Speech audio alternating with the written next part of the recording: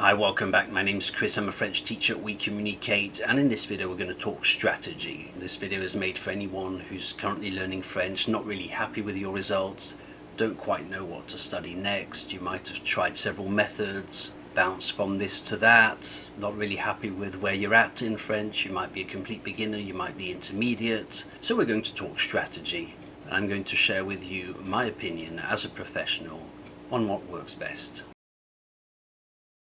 So let's start by saying that if you feel lost, you're not quite sure what to learn next, or even where to begin, you're not alone. It's perfectly understandable. It isn't easy at all. And in fact, most people feel overwhelmed when it comes to language learning, because language learning isn't everyone's field of expertise.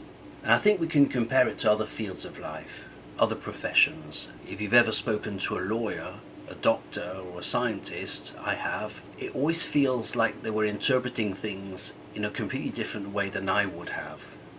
You know, that's because they are specialists in their field, and their field of knowledge follows a different logic that's not always intuitive. And I think in language learning especially, we have to stay clear of what feels intuitive. Their interpretation as specialists come from deep training, but ours comes from instinct. We don't know. We try to apply what feels logical to us, and it's exactly the same in languages. Now, languages, I feel, suffers from an extra problem that other professions don't have, is that a lot of people have an opinion on languages and on language learning. It's just a field of life about which everyone has an opinion. The opinion of the man in the pub is as good as the opinion of a specialist, and we completely forget that there are levels to this. So I'm saying this because I think we have to be very, very cautious who we listen to, because it shapes our view on how languages are best learnt. And there's a second thing also, because everyone knows at least one form of communication, often spoken. Well, it creates a sense of proximity, and we think, well, I learnt one language, how hard can it be to learn a second one? And it creates this sense of proximity, which really, I think, complicates the debate. It creates a lot of noise around best language learning practices. So that's the first thing I wanted to get out of the way. Be mindful of instincts, what seems to be logical versus what really works. There's a very big distinction in language learning.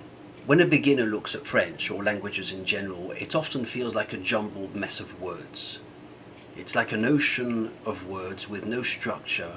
It's just sounds in foreign words. But when a trained teacher or a linguist look at languages, they see patterns, and they see strategy, and they see structure. A good teacher will know whether it's beneficial to learn the word au revoir, and whether au revoir is more useful than the word supermarché. They'll know whether learning the past tense matters more than learning the future tense.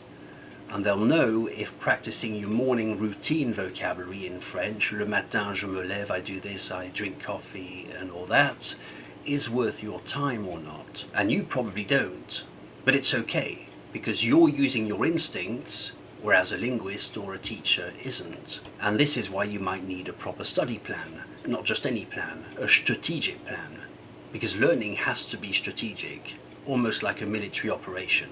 I think that most people who get into language learning expect their skills to grow like an expanding bubble that blooms. I love this image, but instead I would recommend to imagine railway tracks that run alongside each other. One track is for pronunciation, one track is for verbs, one track is for vocabulary, the next one is grammar, the next one is spoken comprehension, and the next is speaking production. And this all has to do, by the way, with strategy. This is why I'm talking about railway tracks. Because you soon realize that you can't ride every track at once. If you don't first lay down the track of grammar and pronunciation, and you want to ride the track of speaking or spoken comprehension, well, it won't be the best of rides, because you don't have the foundations. And there is a hierarchy of skills when you learn a language, or at least that's what I recommend. To start seeing languages as a system, a structured system with a hierarchy of skills. Not every word is as important as the next. And also, you can't win every battle at once. You have to choose your battles. You can't do and a bit of this and a bit of that and expect your knowledge to grow like a bubble, because it won't happen. At least I've never seen it happen. You have to pick your battles and decide What's the battle I can win today that will make me better than last week? Because not doing this, I think, will only lead to frustration and burnout. And I'll give you an example that everyone can understand. If you decide to learn all the spatial prepositions, on, under, behind, near, that's a strategic move. That's a battle you've won. That's a clear victory. And it opens more doors, right? That's a battle you've won. But memorizing how to say in French, excuse me, where is the train station, please, excusez-moi, où est la gare, is not strategic. And it may sound useful, and this is where we come back to our instincts, or it might be useful to learn excusez-moi, où est la gare, where is the train station, but in the meantime you've only learned a sentence that you'll probably never say anyway. So be very mindful of random learning, because it feels really productive in the short term, but it really doesn't build long-term fluency. Another angle I'd like to explore on the topic of strategy is that time is limited, and most learners lose interest, not because they're not motivated or they don't want to learn French, but because they lack a direction.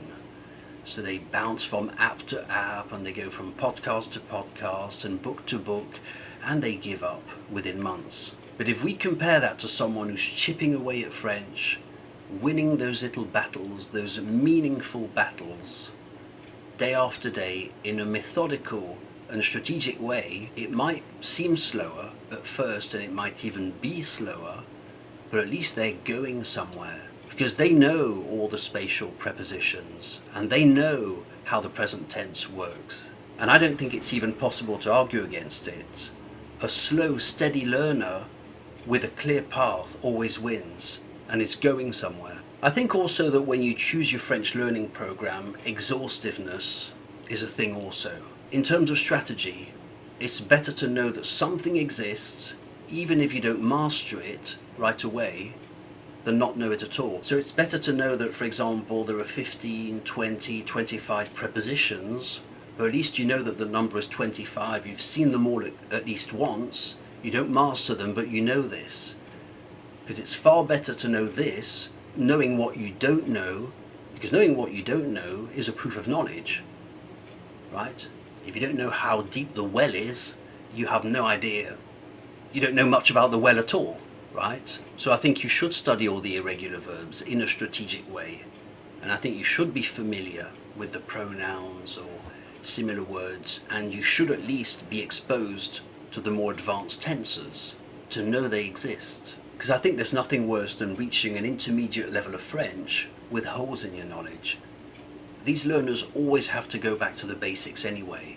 I've met intermediate learners who told me what I consider to be basic things, such as I was never told that this sound was important. For example, j'achète du pain. They were never told that every sound in French is important. It doesn't function at all as in English. English is a different type of language. You turn up the volume on the important words only, but in French every sound has its importance. So if you say something like j'achète du pain, and you don't really understand, you don't realize that du is as important as the next word, du pain, you can't just skim over it. It turns into a major issue, because here you are at an intermediate level, and some unscrupulous person might have told you that you're B1 or B2 or whatever these levels mean, and you were never told this. That's personally the sort of thing I would see within the first 3 lessons, that the sounds of French contain information. You can't not pronounce French well. So it's very, very important to choose yourself the right type of program. In my own French classes, it's exactly what I do. I follow a structured, strategic method towards French fluency. First you learn the sounds of French. Pronunciation always comes first. Then you learn the present tense, because that's the foundation. And then you learn the past tense. Then you learn the pronouns and the irregular verbs. And then finally you build your speaking skills, listening comprehension, and your advanced vocabulary. It has to be structured and it has to be strategic. It's always going to be a railway system. It's not going to be an expanding balloon. One track at a time. What's the battle I can win? What's the important battle I should first win? What's the first battle, the second battle, the third battle I should win? and how should I progress instead of moving forward chaotically.